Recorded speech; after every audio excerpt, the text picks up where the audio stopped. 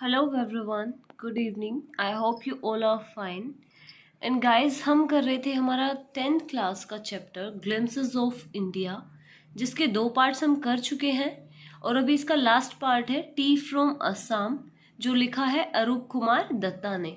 तो अभी तक हम Coorg and a baker from Goa discuss कर चुके हैं और अब हमारा जो लास्ट पार्ट है टी फ्रॉम असम, आज हम उसको डिस्कस करने वाले हैं। तो टी फ्रॉम असम अरूप कुमार दत्ता ने लिखा है। ये स्टोरी है कि असम के अंदर आपको पता है कि असम जो है वो चाय के लिए बहुत ही फेमस है, बहुत ही अच्छी क्वालिटी की, और बहुत सारी वैरायटीज़ में हमारे असम में चाय मिलती है। बहुत सारे चाय के बागान आपको चारों तरफ देखने को मिल जाते हैं। जैसे हर जगह की एक स्पेशलिटी होती है।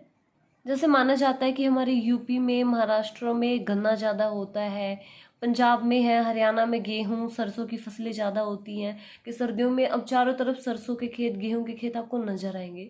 तो ऐसे ही असम के अंदर चाय बहुत ज़्यादा मात्रा में उगाई जाती है, उसकी पैदावार की जाती है। तो क्या होता है कि एक बार जो हमारे राइटर हैं, उन्होंने ट्रांसलेट किया, इसे दिखाया 2 दोस्तों के रूप में कि 2 दोस्त हैं, एक जो आसाम से ही बिलोंग करता है और एक है जो हमारे दिल्ली से, किसी एरिया से, दिल्ली के किसी एक, मतलब इसके अंदर स्पेसिफिक गिवन नहीं है कि वो कहाँ से है, लेकिन कहने को कि एक आसाम से है। वो हमें कैसे पता चलता है, जब वो लास्ट में हमें बताते हैं कि यहाँ पर जो प्रांजल है ना, प्रांजल के जो पिता है वो आसाम में रहते हैं, वो उनको लेने के लिए आते हैं, उसके दोस्त का स्वागत किया जाता है। तो हमें पता चलता है कि जो एक दोस्त वो आसाम से ही है। तो इसमें क्या है कि वो दोनों पता लगा रहे हैं, वो कुछ मैगजीन पढ़ रहे हैं, वो एक दूसरे से बातें कर रहे हैं, ट्रेन में अपना सफ़र पूरा करते हुए वो सफ़र कर रहे हैं ट्रेन के अंदर। तो अपने सफ़र के दौरान वो बहुत सारी बातें करते हैं चाय से रिलेटेड। राजवीर उससे पूछता है कि चाय कैसे उगाई गई, कब शुरू हुआ। वो बताते हैं एक दूसरे को, जिसके पास जो नॉलेज है, कि चाय के बारे में बहुत सारे मिथ्स हैं। जैसे होता है ना कि कुछ कहानियाँ हो जाती हैं कि उस टाइम से ना ये कहानी चली आ रही है इस जगह के बारे में। मान लो कोई हवेली है पुरानी कहीं पे, तो क्या कहा जाता है, तुम्हें पता है, मेरी दादी मुझे बताती थी कि ये हवेली है, ये उधर 1947 से पहले की है, या फिर जब हम छोटे थे तब की है, और इसके अंदर ऐसे ऐसे है।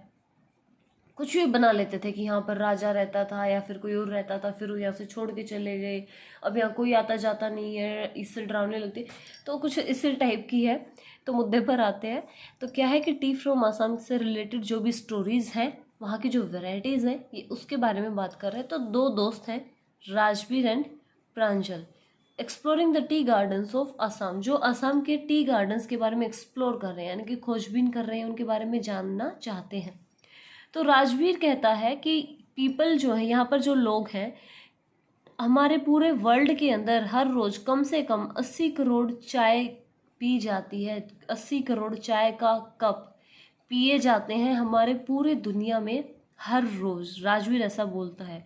तो क्या है कि असम में अब उनकी ट्रेन जो है ना, वो असम में एंटर कर चुकी है, और वो चारों तरफ क्या देखते हैं कि चाय की झाड़ियां हैं छोटी छोटी। अब जैसे क्या होता है कि एक पेड़ नहीं होता, चाय कॉफी की छोटी छोटी झाड़ियां ही होती हैं। तो कहते हैं कि चारों तरफ सिर्फ चाय की झाड़ियां ही हमें नजर आ रही हैं।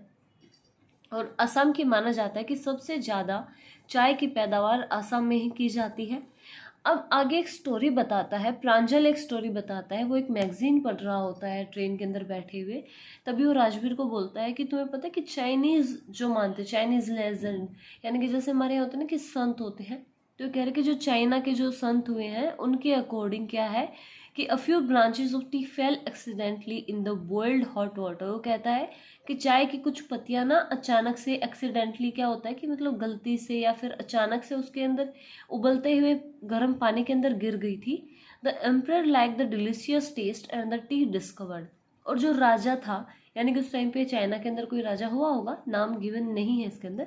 तो कह रहे कि जो एम्परर था उसको वो टेस्ट बहुत ही अच्छा लगा, उसे स्वादिष्ट लगी, और इस तरीके से चाय का डिस्कवर हुआ। अब क्या है कि रियलिटी कुछ और होती है, लेकिन माना जाता है कुछ जैसे फेमस मिथ्स बना दिए जाते हैं ना एक पर्टिकुलर चीज को लेके, हाँ उन्होंने ऐसा बोला था तो ऐसा ही हुआ होगा। तो वही है कि चाइना के जो लेजेंड थे, उनका मानना है कि एक बार गलती से चाय उबलते हुए पानी के अंदर क्या है कि पत्तियां गिर गई कुछ चाय की टूट के, उसका टेस्ट बदल गया, वो राजा को पसंद आ गया और उसका नाम चाय रख दिया गया, वो चाय बन गई। अब दूसरा है इंडियन लेजेंड क्या मानते हैं। इंडियन लेजेंड मानते हैं कि एक बुद्धिस्ट मोंग था, बोधि धर्मा जिसका नाम था, cut off his eyelids as to avoid sleep during meditation. उसने क्या है कि अपनी आईलिड्स, जो हमारी पलकें होती है ना, आपको पता है कि हमारी जो पलकें होती हैं इनका हमारी नींद से एक खास रिलेशन होता है। यानी कि जो पलकें होती है वो आपको नींद लाने के लिए माना जाता है कि उन्हीं के थ्रू आपको नींद आती है, नींद लाने में एक अहम भूमिका निभाती हैं। तो कह रहा है कि वो मेडिटेशन करते थे तो क्या होता है, अब मान लीजिए आप बैठे हुए हैं, आप मेडिटेशन कर रहे हैं, जो अच्छे से कर पाते हैं, जो इसमें एक्सपर्ट हो चुके हैं उनके लिए अलग बात है। लेकिन जब आप स्टार्टिंग करते हैं ना, शुरू बिगिनर है, तो जैसे आप आंख बंद करते हो 1-2 मिनट तक तो ठीक है, उसके बाद आपको हल्की हल्की नींद आनी शुरू हो जाती है। तो ये कह रहा है कि इंडियन लेजेंड्स का मानना है कि बोधि धर्मा, जो कि बुद्धिस्ट मोंक था, उसने अपनी आईलिड्स को काट दिया था ताकि मेडिटेशन के दौरान वो सोए नहीं। 10 T plants Guru out of these and T formed. और उसने उसकी जो पलकें गिरी ना, जो उसने अपनी पलकें काटी और जहाँ जहाँ पलकें गिरी वहाँ पे 10 चाय के पौधे उगाए और इस तरीके से चाय के फॉर्मेशन हो गए। हालांकि ये बहुत ही अलग चीज़ है, अजीब चीज़ है, ऐसा नहीं होता। तो कोई ऐसा ना करे कि अपनी पलकों को काट के और सोचे कि हमारी पलकों से भी चाय, ऐसा नहीं होता। बस ये कुछ मिथ्स है और मिथ्स कभी भी सच्चे नहीं होते। तो ये माना गया है कि उसने अपनी पलकें काटी होंगी, जहाँ जहाँ पलकें गिरी हैं वहाँ वहाँ चाय के पेड़ उगाए। हालांकि ऐसा कुछ नहीं होता, लेकिन अगर आपसे पूछा जाता है तो आप इसका आंसर यही देंगे। फिर कहता है कि ये बातें करते हुए कि ये चाय कैसे फॉर्म हुई है, दुनिया भर में 80 करोड़ चाय के कप हर रोज लोगों के द्वारा पिए जाते हैं, चारों तरफ चाय के बागान हैं, चाय की खुशबू आ रही है उनमें से, क्या है, हल्की हल्की, जैसे हमने कुर्ग में पढ़ा था कि चारों तरफ हवा में कॉफ़ी की खुशबू फैली हुई है, तो ऐसे ही यहाँ पर चाय की खुशबू फैली हुई है चारों तरफ और उन्हें बहुत ही अच्छा लग रहा है। और ये बातें करते करते दोनों दोस्त मरियानी जंक्शन पर उतर जाते हैं and went to Dhekabari tea estate. और धेकाबारी जो टी स्टेट है वहाँ पर पहुँच जाते हैं। यानी कि चाय का जो कहते हैं ना कि एक अलग से बना दिया जाता है, एक स्टेट होता है कि मान लीजिए कुछ बड़ा प्लॉट टाइप की चीज़ होती है या फिर जहाँ पे मेन उसका काम किया जाता है, एक office type.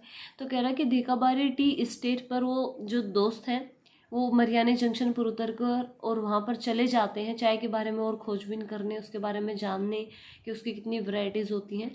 And went to Pranjal home with his father. और वहाँ से वो प्रांजल के घर पर चले जाते हैं उसके पिता के साथ। यानी कि प्रांजल के पिता उन दोनों को लेने आए थे और प्रांजल जो है वो आसाम से ही बिलोंग करता है और राजवीर दिल्ली साइड का है, तो दिल्ली से बिलोंग करता है और वो वहाँ जाकर चाय के बारे में पता लगाना चाहता है। तो गाइज इसकी यही स्टोरी है कि चाय कैसे डिस्कवर हुई है, अलग अलग जगह पर अलग अलग लोगों के क्या मिथ्स हैं, पूरी दुनिया में कितनी चाय यूज़ की जाती है और आसाम में मतलब सबसे ज़्यादा चाय उगाई जाती है तो आसाम का क्या रोल है। तो ये सारी चीज़ें इसके अंदर बताई गई हैं और इसमें कुछ भी नहीं है, बहुत ही इजी चैप्टर है। सिर्फ आपको ध्यान रखना है, मैंने आपको नोट्स दे दिए हैं, पॉइंट्स बना दिए, आप चाहे तो अपनी कॉपी में भी लिख सकते हैं वरना वीडियो से भी लर्न कर सकते हैं। Raju tales people 80 crore cups of T etcetera की पूछा जाए आपसे, मान लीजिए एमसीक्यू में आ जाए तो आप इसको कर सकते हो। टी बुशेज हैं, आसाम है सबसे ज़्यादा largest tea plantation. Chinese legend ने क्या कहा है, इंडियन लेजेंड ने क्या कहा है, कौन से जंक्शन भी, ये जो क्वेश्चन होते हैं ना एमसीक्यू टाइप होते हैं कि कौन से जंक्शन पर उतरे, आपसे नाम पूछ लिया जाएगा या फिर स्टेट का नाम पूछ लिया जाएगा कि धेकाबारी टी स्टेट है तो इसके बारे में पूछ लिया जाएगा। तो आई होप कि आपको ये तीनों स्टोरी अच्छी लगी होंगी और अच्छे से समझ में भी आ गई होंगी। अगर कहीं पर भी कोई भी प्रॉब्लम है तो आप मुझे बता सकते हैं, आप मुझे कमेंट कीजिए, मेल कीजिए, आप मुझे प्लीज़ बताइए। अच्छी लगी है तो भी बताएं, नहीं लगी है, कुछ कमी नज़र आ रही है तो भी मुझे बता दें, मैं इम्प्रूव करने की ऑफकोर्स कोशिश करूँगी। Thank you so much. और एक मेन बात, अब हमारा जो नेक्स्ट चैप्टर होगा या नेक्स्ट वीडियो होगी वो 13 दिसंबर के बाद ही आ पाएगी because of some busy schedules. तो तब तक के लिए कोई आप लोग वीडियो का वेट करें, कोई ये ना सोचे कितने दिन हो गए वीडियो नहीं आ रही है, तो कुछ बिजी शेड्यूल्स हैं अभी, तो उसके बाद ही हम नेक्स्ट वीडियो निकालेंगे। तब तक के लिए thank you so much, bye bye, good night.